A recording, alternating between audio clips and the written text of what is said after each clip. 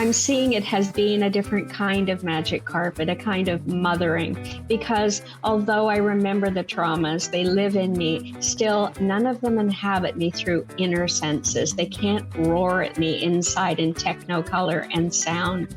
No landmines of this sort. They can't jolt me by playing inside like movie nightmares. I do dream at night with all my senses, but during the day, the projector and sound is off.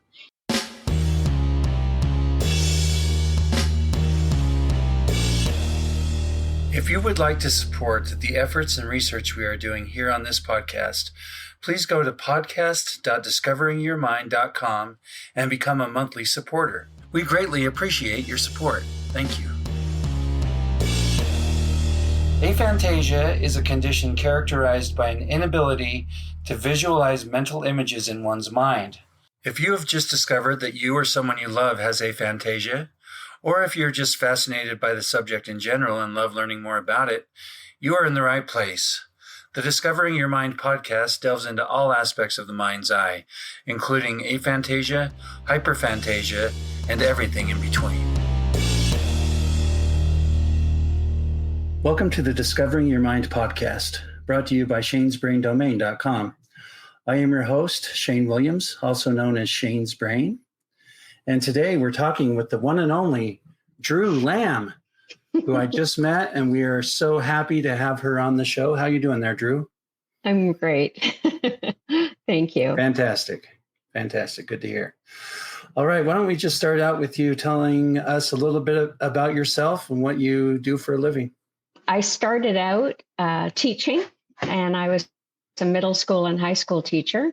And eventually I was asked to join the writing project at Teachers College, Columbia, and to train teachers to run writing workshops in their classrooms. And then I traveled around and gave talks about it. And eventually I just was a little disheartened. I felt like I was trying to do heart transplants with the teachers about how they approach kids and, the whole, not all, but just it got exhausting. And so many of my teachers were exhausted as well because of the rules and what was holding them back and not being able to go with their heart sort of thing. So I wanted to do something that I really loved and where I could just be me. And eventually, after quite a long road, I created Taste Life Twice writing sessions where I form community. And I really work with people who aren't writers, but I'm just getting people back to the page, back to what sort of the magic of what a pen can do, where we can go. And turns out how it can really buoy our own mental health, our memory, our pleasure in being, which is why I call it Taste Life Twice. That's an Anais Nin quote. But often we miss our lives in the doing of them. But when you put a pen to the page and you take a moment and you follow that pen down the page, suddenly the window's open and you're like, oh, I never saw that. And so instead of missing it, you either taste it for the first time or maybe you retaste it. And with aphantasia, where I don't have SDAM, but I do know that my memory is affected in many ways, the pen brings things back to me, to everyone, really. And so that has turned into my profession and my buoyancy and my resilience, helping me be in the world. And I used to do it in my living room and serve tea and chocolates and just like, just so delicious.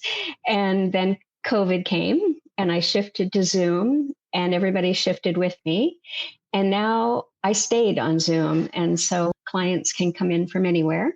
And I've honed it into women just because I realized that women's voices needed to be heard. And so now it's women of ages up to mostly, I would say, 30s, 40s, and someone in their 90s.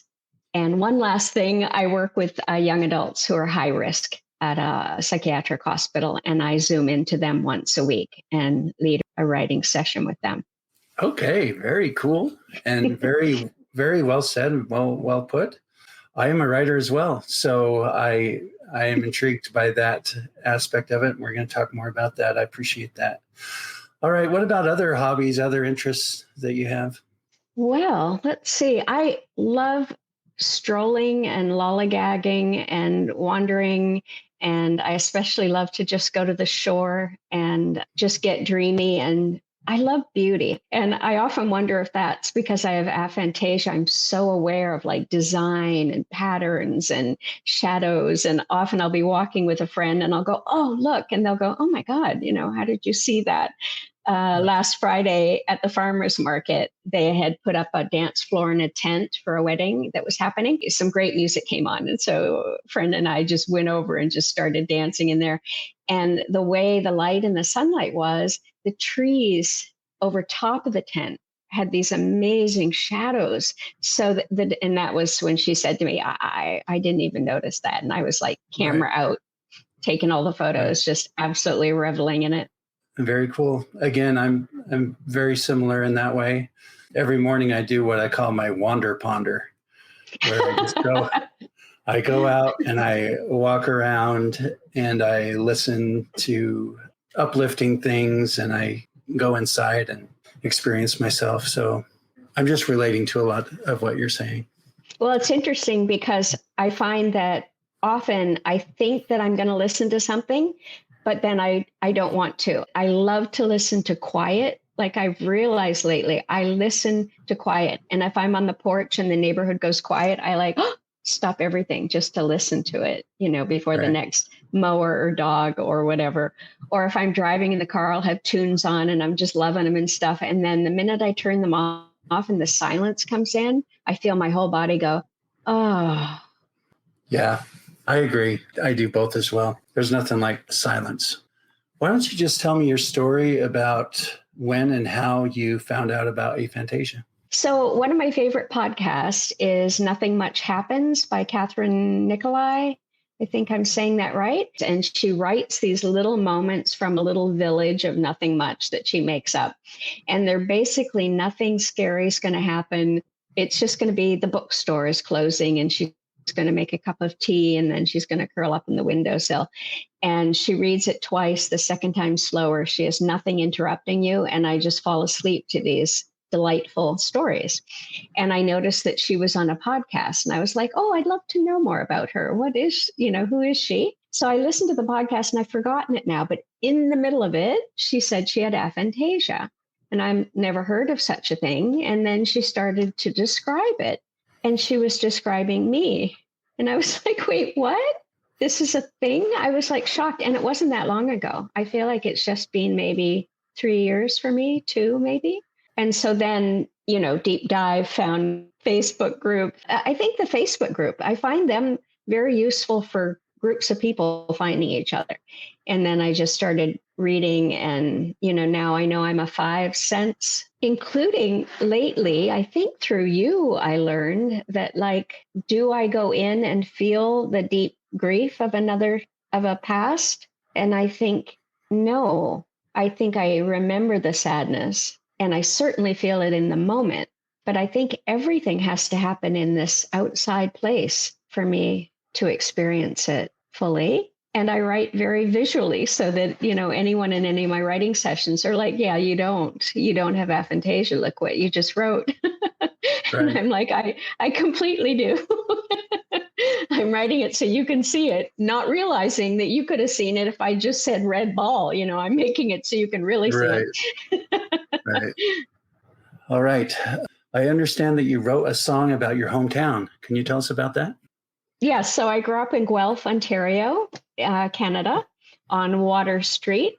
And down from my house was a little one-way bridge. It was the original route where all the little carts would go into downtown Guelph. That was the original. It was called Gow's Bridge, stone bridge that I loved. Bridges. I have a thing for water and bridges. And as a very young girl, forever, I would just go down and lean against the stone and look at the water. And then there's maples all along the shore. And it was just a deep affection. And at some point, I noticed a little plaque on it saying 1897, maybe. And I just patted the bridge and said, I'm going to come back when you turn 100. I'm coming home. Wherever I am, I'm going to come. So one of my best friends from high school is James Gordon, and he's just a well-loved, well-known Canadian singer-songwriter. in 1997, I was like, isn't that the year? And I wrote James and said, can you go down to the bridge and double check me? And he was like, yep, it is. So I got in my car and I'm in Connecticut and I drove home and I thought, what can I bring a bridge for a birthday present? And I thought maybe bird seed would be good because I could sprinkle it all along the bridge and then the birds would come in and be like a party. And James met me and he sang a song. And then a few years later, Guelph was having I do terribly with numbers. What was it? It's 150th birthday, 125th, I don't know. And the Historical Society asked James to put together a CD about Guelph or around Guelph. And so he called and said, will you write a song about coming up in Gow's Bridge? And so I wrote the lyrics and he put it to music. And then they had a big celebration and I got invited up and I got to hear it sung on stage down by the river.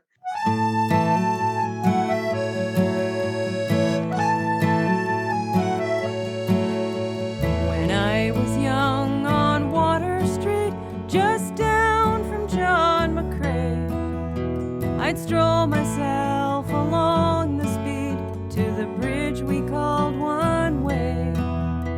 I'd lean into that good old friend built from ancient stone and dream the dreams that only come when you're all alone.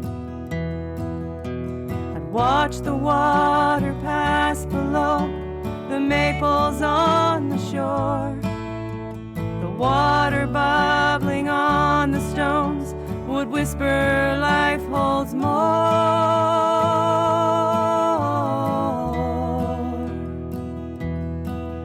Built in 1897, that was written on the plaque. I added up the years and knew that I'd be coming back. When the bridge had reached 100, and when I had reached my prime, I promised my bridge that I'd return to share a moment one more time.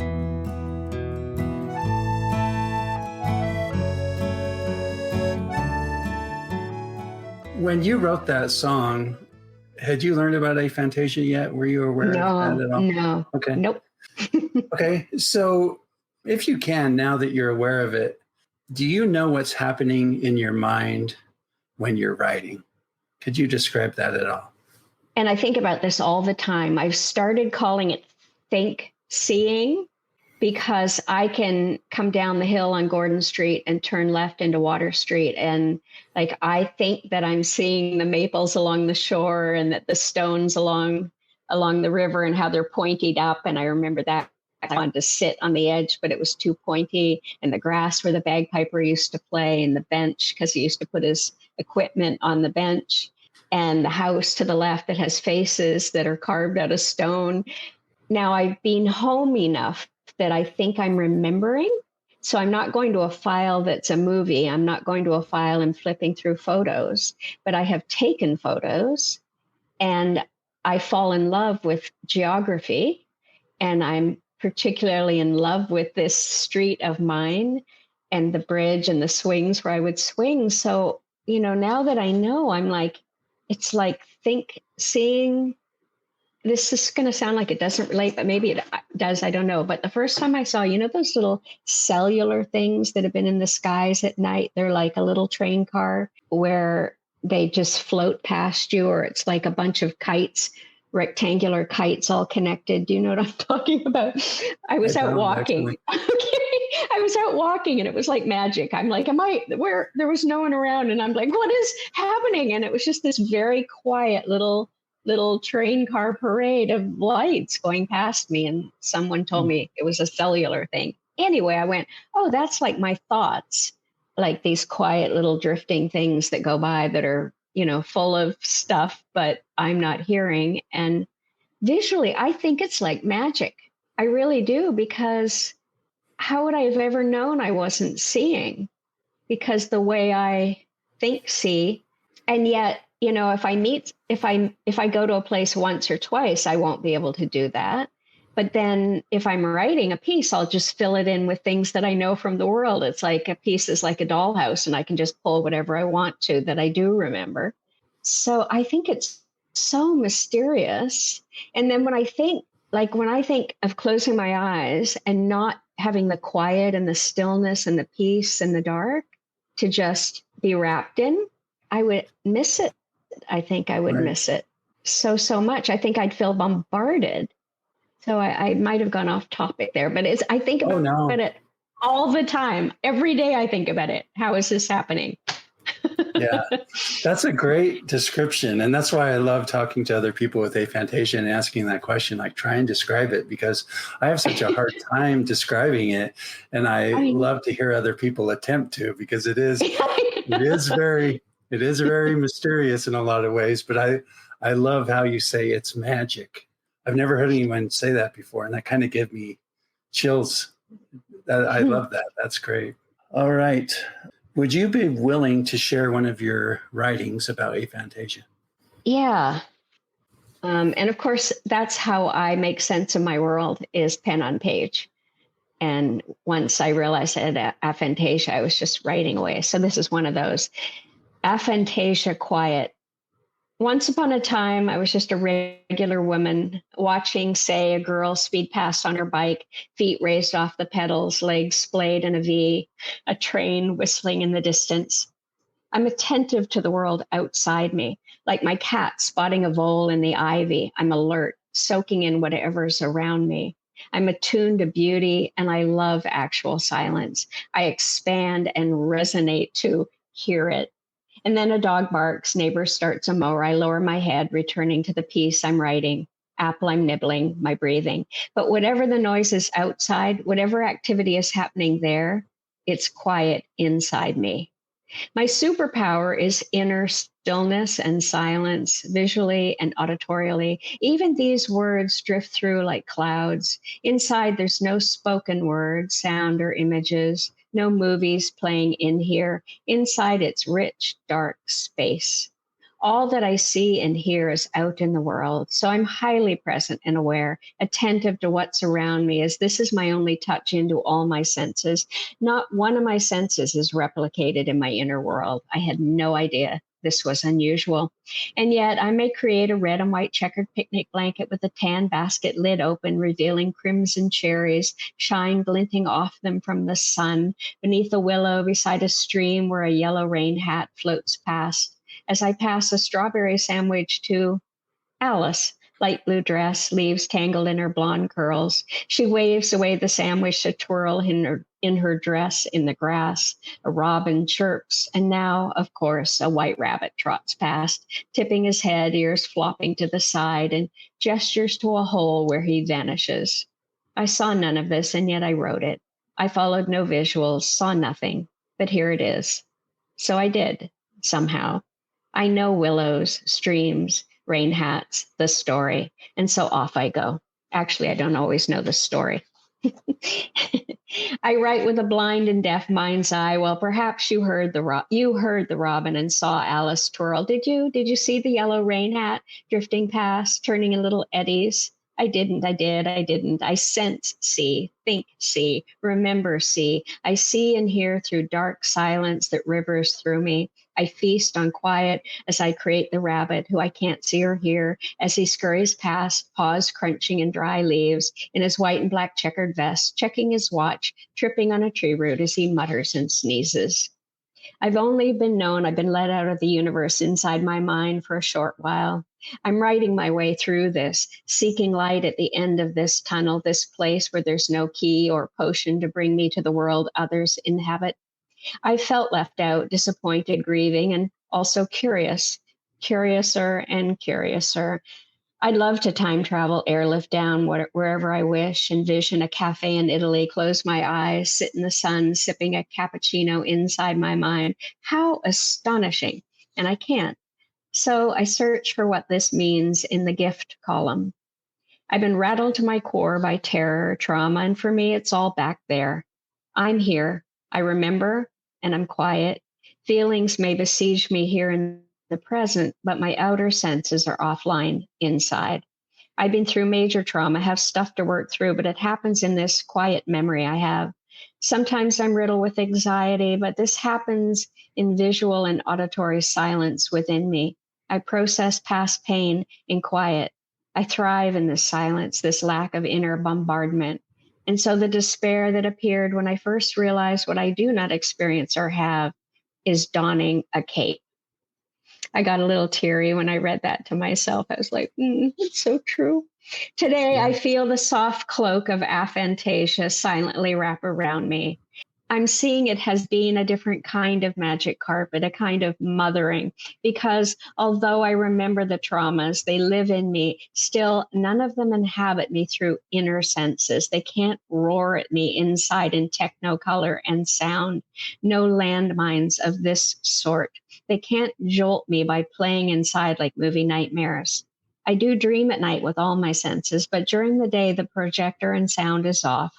I remember this and that I heard. I have my shit to work through. But when I'm awake, the images, conversations, and sounds that roared past in the past have passed. So I sit in silence, working things through, often by writing or simply sipping my coffee. I listen only to you, the cardinal in the pine, as I glance out this window and I just see sky and trees. My superpower, this crazy ass thing called aphantasia that partly makes me me, is the vastness of silent, deep, dark spaciousness inside a fresh canvas. Absolutely beautiful. Thank you. And I mean that with everything I am. That's just absolutely wonderful. I think the whole world needs to hear that. Just beautiful. Just beautiful. Oh, I appreciate that. It was so lovely to read it again. I had forgotten it. A lot of people, that are highly visual, they really struggle with understanding aphantasia. Like, how in the world is this a thing, right? Mm-hmm. And I think you said it so well there. You covered so many different aspects and described it so well and so beautifully. I just think that's the perfect answer. Spread laughter all around with funny and witty t-shirts from Shane's Brain. Check out fan favorites like Once in a Blue Moon, Tired of Laundry, and the Ramalama Ding Dong shirts, all on shanesbraindomain.com. I have let people know they have aphantasia through conversation. Yeah, me too. I think as an educator, I feel for the children who are in the rooms and they need someone to know, even if they can't understand it, to have some awareness that we're not all visualizing the same. Or like the other day, someone mentioned being on a jury and they weren't allowed pencil and paper. And I thought that's absolutely wouldn't work for me. That's how I process, remember. And when you don't understand how different people are taking things in different ways and processing in different ways. So I will often, but there are times when I feel like I break someone's heart because they're like, wait, what? And there's such an aversion to feeling different or to being different. And, eventually you have to embrace it. It's like, it's the best thing about us, really, all this variety, but I'm sort of careful. And I, at the same time, like I would want to know, but that's also me. Right. Since you have so much experience in the education realm, can you talk about that a little bit? I'm interested in that because my dad was a school teacher for, his whole career. And my wife is a school teacher. And so I have a lot of that in my family. And I remember when I first discovered aphantasia, I asked my dad, I said, do you see pictures in your head? And he said, of course, everyone does. Right? And that's common, but it's also a little heartbreaking in the realm of teaching and education, because think how many of his students that he may have missed that opportunity to connect with them a little bit deeper or help them learn in a different way because he just assumed they were exactly like him. So do you have anything to say about that? Yeah, you just made me think of something. When I was teaching middle school and high school, at some point I realized that some of my kids had never been read to. And I didn't think they needed to be shamed about that. I just felt like they need to be brought up to speed. So I put, the paper over the window so no one could peek in. And I would just bring cartloads of picture books into the classroom. And I'd read them Goodnight Moon, and I'd put things out. And, I had a kid who hated reading, and he was reading The Great Brain, which was for the 5th grade level. The levels are so stupid, and loving it. And I just had this image of him, and he had the Polar Express, and he was lying on the carpet on his belly, and he was like this, looking at the pictures. And I knew he'd left the room. I knew he was no longer in the room. I was just watching the way, and then turning the page, and I was enchanted, so much so I was like, I want to do that. And I took it home after school, and I sank in, not knowing I had aphantasia. But now that I'm sitting here thinking, I'm like, it's quite possible. And, think how rich picture books are if you have aphantasia. And I think of my mom reading me Winnie the Pooh, and I'm like, show me that, she would turn the page, and I go, wait, I wanted to see the drawing. And I think of how we could be, if we were more aware of bringing all the senses into the room, the visual, there's a sound you're wanting them to imagine, bringing the sounds in. Before I knew I had aphantasia, I knew I was an introvert. And I started to understand more about myself, about my energy levels going down when I'm with people, not because of them, although some more than others. Right. But, that need and what that was. And when I was in the classroom still with the teachers, I would send the kids off to write, and I would say, you can go anywhere you want. It doesn't matter to me if you're in your desk, under your desk, in the corner, in the cupboard, whatever you want to do, just wherever you feel comfortable writing. Then I'd pull the teacher back with me, and I'd say, look around the room, see the kid in the closet. Would you consider that might be an introvert, someone who's quieter, who needs like a little bit of extra space? And the teachers would gasp. And yeah, the one in the cupboard, the one at the back underneath the desk over there, the one by the window, the one. And, that was new for many teachers, the fact that not everybody was wahoo, getting groups, and right. That there were kids that were being exhausted by the school day just because of the setup. And I would do the same now with aphantasia. And I would have to really think hard about it. But I just suddenly remembered bringing picture books into the middle school, unheard of. They're supposed to be advancing. And I've written picture books. So how funny is that? And that was like amazing to me that I could write words. And then these like sketches would come back, a visual and color. And like, I realized I seemed to be more thrilled, although I get thrilled easily, but more thrilled than most when the drawings would come. And I also didn't have a lot of battle with them. Because I didn't have it in my head. I had it in head in my own way, but not in a way where I would go, that's not what she looks like. Right. I've talked about this before, that kind of happens with me in my business because I'm designing for other people, right? And so a lot of them will have an image in their head of exactly what it's supposed to look like. Right. And if I don't give them that, it doesn't matter if I nailed it or not, it's not going to go. It's not going to fly. So interesting, isn't it? Oh, well, you had a podcast where someone was talking about how they plan out their conversations. And then if the conversation doesn't go the way they want it, they might not have it.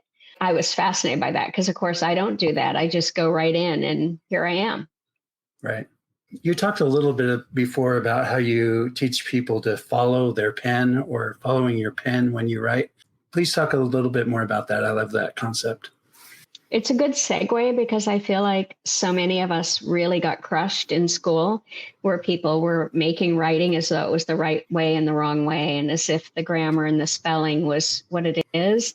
And instead of what it actually is, I'm looking at my pen pot here. I always say a pen is shaped like a wand. It has that quality to it. I've also thought of it as a dowsing rod, one of those things where you have a certain kind of, I forget what kind of wood tree it is, but you're looking for water and it spreads out when it finds it. Or those people on the beach with the treasure hunting machines. And then when it senses metal, it beeps or something. I might have a half a line might come to me. And I feel like if it came, something might be there. And if I feel the energy of that, I write whatever it is on the page, and I have no idea what's happening. And I love that place. I love not knowing. I love following it. I stay very visual. I stay away from I think, I feel. I'll do journaling every once in a while, but mostly it's very concrete. It's very visual. It's very sounds, like all the senses. If I heard my daughter upstairs soon to come down for breakfast, that I quickly, put the scrambled eggs on the plate, on her favorite blue plate, and put it on the little table by the window. And she comes down and just sort of throws me a look, tosses her book on the eggs, and I can see the grease bleeding through the pages, slams out the back door and is gone. I don't have to say she's angry. I don't have to say something's off, something's going on. I don't have to say any of that. You feel it deeply because you saw it, you heard it. The visual is so important. That's how I write. The visual is the everything, and the feeling will come from that always.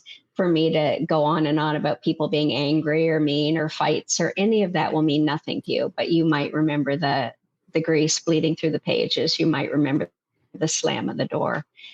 So I'm just following it in a very concrete visual way. And sometimes I'm playful. And I really believe that play is one of those essential qualities that is so hard to return to. And when I work with the young adults, it's play they're missing so often. There's that sense of, they were just in the land of play, and now so much is going wrong, including play has sort of been snatched. And the older we become, the more I feel play is an essential quality to our buoyancy and stuff. So I'm not saying I always feel playful, but it's a quality I honor and I search out. So I might say to myself, okay, see if you can write about dryer lint. Ha ha ha ha. Good luck. I wrote this piece on dryer lint and I loved it. And I just laughed. I went, oh my God, it happened. And it was very plucky and funny. It was a funny, quirky piece. The magic is, I think, that everything means something. Everything, even dryer lint. Like there's not a moment in your day that you can't put on a page and it can't delight you. And for human being to create something, it does something to the inside of you. It lights a little spark. It does something that's so essential and we don't always know how to get to. But to pick up a pen and write just the tiniest thing on a page, it does that thing. It does that thing. And sometimes it's a dark thing that you're writing and it gets it out of you. So it's like the smoke that was in you, or you can feel a lightning. My favorite thing in all the sessions, and especially now with Zoom, is the faces that arrive in the session are usually not the faces that leave, and there's a lightning. And sometimes I can see them as their much younger selves, and they've returned to themselves. And I think writing returns us to the delightful self, the uncrapped on self. Like there's just something in there that cannot be smashed out of us no matter what. I remember my darkest times. I had this awareness that the me of me, even though I felt like dry bones on a dry riverbed, I still knew the spark of who I am was in there, and that nothing out here could get it. It couldn't get to it. It couldn't. Could that be connected to aphantasia? That protective quiet of our insides? Are you familiar with Lao Tzu and the Tao Te Ching at all? A lot of what you were saying reminded me of that. It's kind of this doing, not doing. The poem writes the poem, this very kind of downstream way of living, but also of writing. I think it happens. I resonate with a lot of that. So like I said, I'm a writer. I'm a poet. I've written a lot of funny poetry for children is a lot of what I do, kind of Shel Silverstein type stuff. So I've done some assemblies at elementary schools. It's kind of like you were saying, you can see it when the light bulb comes on with certain kids, because I think so many kids, their experience early on with writing is kind of upstream, uphill. It's like, it's this struggle. And when I come in there, I'm like, this is fun. let it be fun, make it fun, right? That kind of a thing. I think that's kind of what it means is go downstream. Don't struggle so hard with it. Don't try and row upstream. Let it flow. When you're paying attention to the world, understanding that anything can turn into something, and you're not trying to make it happen, you're not trying to, speak to a teacher who wants you to prove something. You're not trying to make a point or sound smart or be smart. Oh, that's the beauty of it. You don't have to know anything. Like you start writing and all the stuff they teach you in English class, like onomatopoeia. I can remember all that stuff. It's gone for me, and it always shows up. Always, not just everything. It shows up. And like when I speak to the writers in the groups every single week, I just speak to what I heard and what worked, and they never heard it. And I'll say, oh, look how this went with that. Like it sounds so clever what they've done. And they go, I didn't see that. Like the naturalness of it, when you're trying to like grade something, judge something, say it goes this way. Last week, I was talking to everybody and I was reading these different pieces that had no segues at all in them. And they were fabulous. And of course we went with it. We didn't need all that stuff. And I think an English teacher would go crazy with this piece because it was going from here to here to there, but we got it. We got all the connections. It was beautiful. And we love that. So much more interesting than someone trying to plod their way, making a point. Right. I agree. Can you think of nothing? Yeah, I think I can be in that quiet, deep, lovely place of just being. That's what I would call listening to the quiet sometimes. Right. Or if I'm at the beach, maybe I go to the shore because I'm hearing the seagulls and I'm hearing the waves and I'm seeing it. That's what I'm doing. I'm highly present. I'm right in the now. So I'm not thinking of anything and I'm right there. So I'm not spacing out. I'm actually spacing in. Right. I like that. So is it easy for you to stay in the present moment? Yes, it's interesting because I was all curious about Eckhart Tolle and the power of now, and I've heard him speak and I've read his books. And then I wondered later if I was resonating because I'm very aware of now. Like it all made perfect sense to me. It wasn't difficult reading or it wasn't difficult trying to figure it all out. I was just like, right, yeah. So now I just have a conscious awareness and I treasure being in the moment. And I'm now more aware that I am in the present moment. Do you have trouble falling asleep? That's, I think, why I listen to the Nothing Much Happens podcast. I go to sleep listening to a very simple story. Okay. Do you dream? Yes. This is such a cool thing. The very first night when I learned I had aphantasia, not knowing if I dreamed, I woke up in the morning and I remembered a red and white striped umbrella. And I went, oh, I dream right. in color. And it was thrilling to me. I don't often remember them. All right. When you want to recall a memory, how does it manifest in your mind? Memories are such pesky little creatures, and often a story will be attached, which is why the memory might be there. So the world of writing is this. Sometimes the memory will return as an actual real thing. And if I don't have it, I just grab from the world and put it in. So, and I believe this, even if I wasn't aphantastic, I think fiction and nonfiction are just stupid. I just think it's all true. And whether it's, like historical fiction, okay.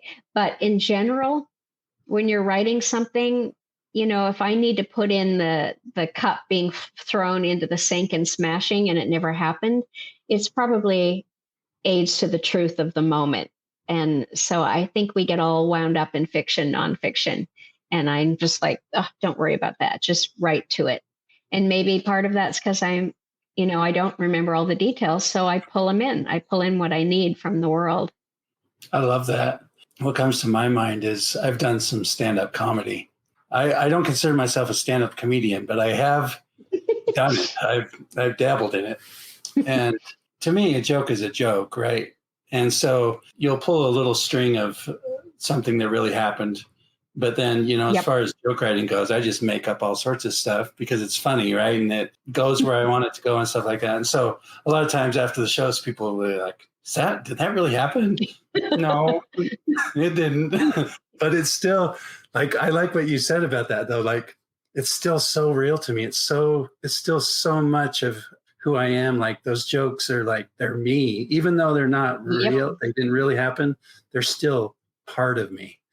Right. And they hold truth. They hold truth. Right. The reason they're funny to everybody is because you hit a truth. We get all caught up in that. Now, if you're asking me about an event that we were at together, I don't do that. I will just give you what I remember. I won't start fabricating things. Right. Yeah, I understand the difference there for sure. Is there any emotion attached to your memories? If I'm remembering a really sad time, I might have to really work hard to cry again. I'm so tender and sensitive. It's such a weird thing to say, but I'm thinking I don't. I'm thinking that's another sense inside me. Yet when I'm writing, I can pull the feeling up, but it's the same as everything else. I can pull them up. And the sad part is going, oh, you mean I can't relive the joy of it? I can remember it was joyous. It can make me smile. But yeah, I won't feel the joy of the moment. But okay. I can find the joy out any window. Right. I can look out a window and a bird lands on a branch. And I often think that I'm more that way than everyone I know. And I keep it quiet sometimes because I could spend my entire walk gasping at things. And I prefer to walk alone so I can take everything in, because the conversation gets in the way of all the, small bird twittering in a tree, the shadow of leaves on the sidewalk. It's also interesting to me. I prefer to walk alone. How would you describe how your mind stores information? It doesn't. No storing, no cabinets, nothing to find here. When someone goes on and on to me about facts or information, I'm like, please, please, please be quiet. It's unless there's a story attached, that information is gone for me. It's just gone. And so it's just too much talking. And so school, I don't even know how I made it through school, memorizing things. I can't memorize poems. I would love to. And, or lyrics and stuff. So in the land of information, that's a real tough one for me. But then I'll be with somebody and I'll go, oh my God, that time you da-da-da. And they'll look at me shocked and go, how the hell did you remember that? And I don't know. Or they'll ask, what is the word for an all? Who? And the word will come out of my mouth and I'll go, where did that come from? So I have a very mysterious storer back there who sometimes flings me stuff. Yeah, I'm the same way. It's exactly the same experience. It's like, I don't know. It either comes or it doesn't. I don't know where it's coming from. During the writing sessions, what happens is after they finish reading, I'm listening. And when they finish reading, I'm not taking notes. All I'm doing is being completely present, and I have no memory. So this should scare the shit out of me that I'm supposed to respond. And it would if I were in a group of people, but I go to this place that I can't explain. I keep thinking, am I going to wake up tomorrow and it won't be there? But I come swooping in and everybody knows, don't interrupt. It'll be like the train got hit off the track. And I just start speaking to what they wrote about this and that. Apparently, I often go through it the way it came out, connecting things, seeing stuff they didn't see. It's a little bit of a magic moment for me. And every time I don't know if it's going to happen, and every time it does. And I'm fascinated by that. But I do know that when I'm listening, I'm not going, remember that. I'm literally just go very quiet, very present, just listen. And then all that comes out. I don't know how I do that. And I don't do it anywhere else. Very interesting. All right. You mentioned school. How did you do in school? I struggled when I was younger, and it was hands-on and kinesthetic and more playful and maybe more interesting. And we had recess. I was fine. And I got like academic awards and stuff.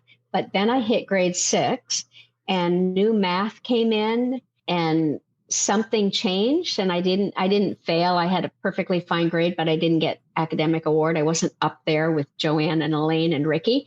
And I was devastated, like what just happened. And then from middle school through high school, I just passing grades, but the memorization was brutal. English class with all the like part sentence, that thing that you did with lines and all of that.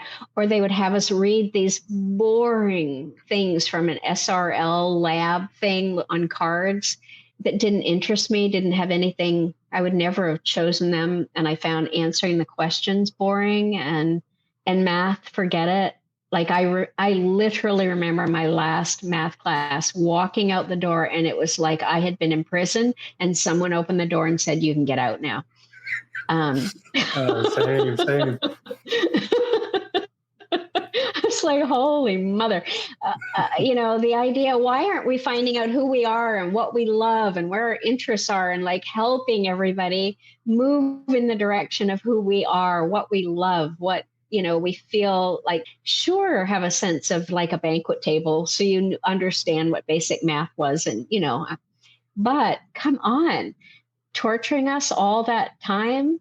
I would never have, my English teachers would not believe that I have a novel published, that I have books out there in 100 years, except for one. And I love her, but they would go, yeah, no, not that kid. Yeah, that kid. I just didn't get to write right. I had to write to your specifications. Okay. So in retrospect, do you think that having aphantasia played a role in your struggles in school?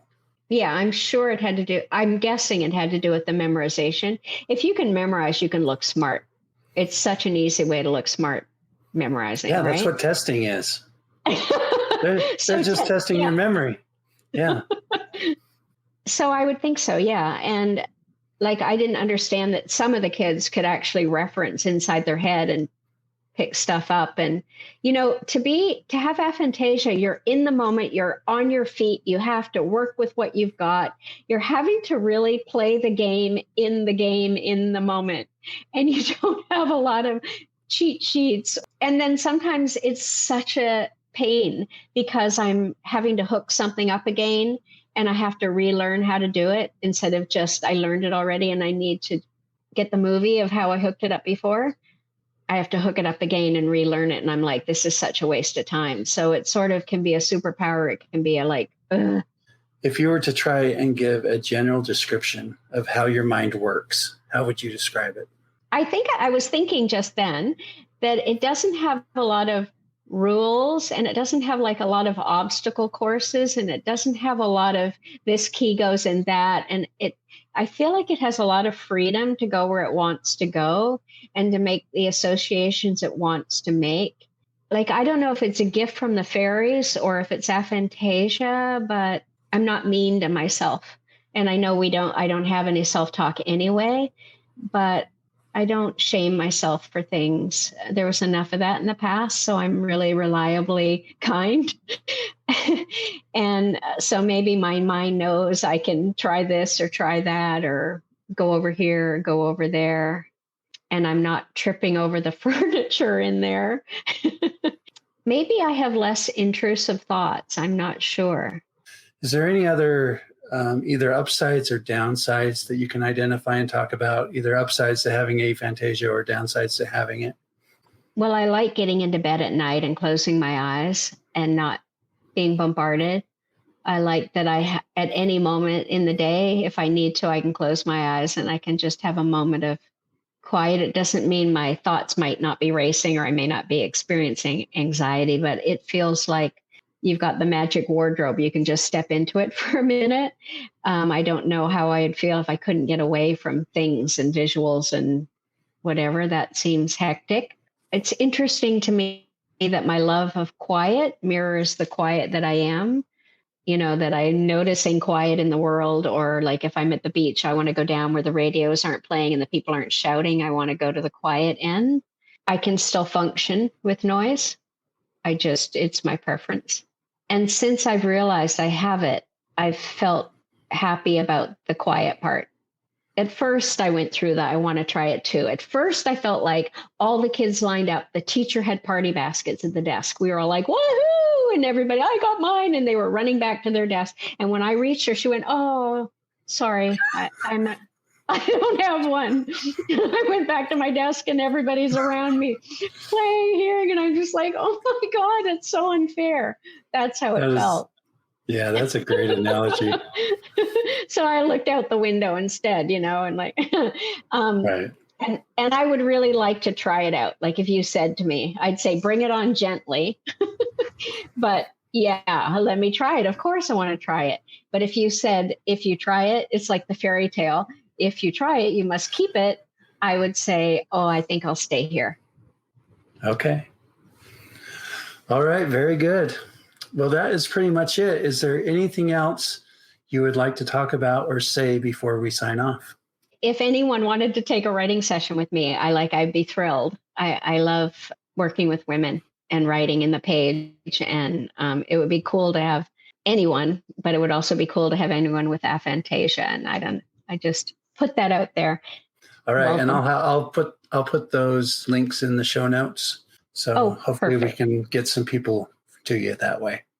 I would love it. I would be so thrilled. All right. Well, thank you so much for your time. I really enjoyed this one. You have a great way of articulating and saying things, and it really helped me understand myself better. You explained things in a way that I really resonated with and hadn't thought of in that way before. So I really appreciate your time and your knowledge. Cool. You're really wonderful to talk to. You're easy and interested and interesting, and your questions are just brilliant. If you like what you hear, please subscribe, follow, and engage with us, and share it with your friends and family as we continue to explore this fascinating subject. For additional information about this episode or Shane's Brain, check out the show notes. Thanks for listening to the Discovering Your Mind podcast. You are beautifully unique.